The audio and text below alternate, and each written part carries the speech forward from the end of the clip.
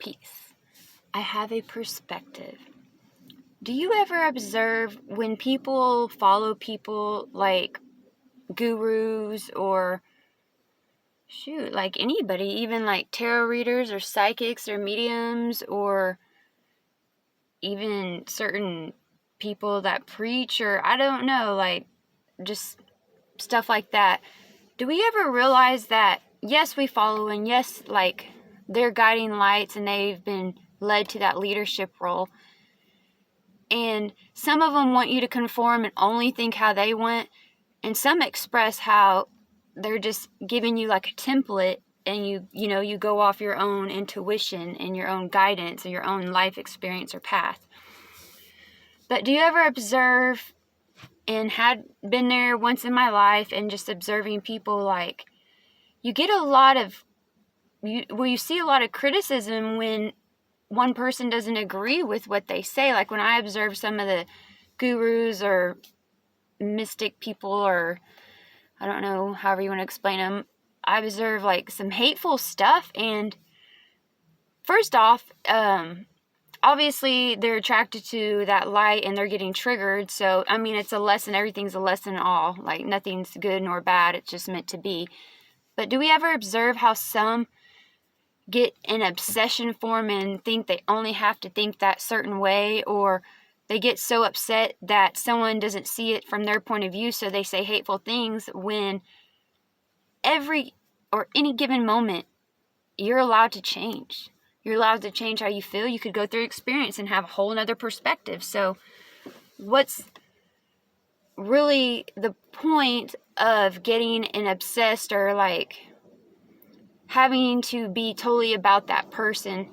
It's kind of like sheep following vibe, I guess I'd say.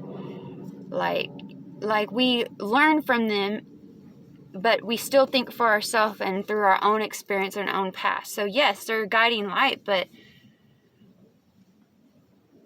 I mean, you know what I mean? And I do get everyone has their own path, and usually the people that are negative, they're just being triggered and they keep watching that person they don't agree with because they feel like they have to prove a point, because most likely they're insecure that someone doesn't see how they see. Or I mean, there could be lots. I mean, there's a difference of expressing yourself in an enlightening way than demanding you think how I do and then saying hateful things when you don't agree. Because not everyone likes chocolate cake, so not everyone's going to agree upon stuff. But what's the point of battling it out, like, to listen? But then I understand, just like the lovely life contradiction, that person's soul is probably getting triggered, obviously, and they need to keep on doing that because it's like they're fighting that until they change the way they're thinking, really. Because, I mean, from experience, I can't talk for everyone, obviously, but you fight things that you don't want to believe deep down inside, but you know something isn't right. So it's like you're fighting to be right when you're really blocking yourself from change. Kind of get what I'm saying? But I don't know, observing, watching people and like certain people in that place of leadership and hateful things. When people don't agree, then you don't agree. Cool. Like, cool. That's the beauty of life. Everyone has a different path. Everyone has a different perspective.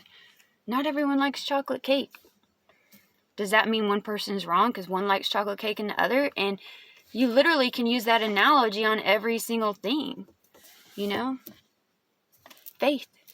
You're being led no matter what. You're being led. You have free will.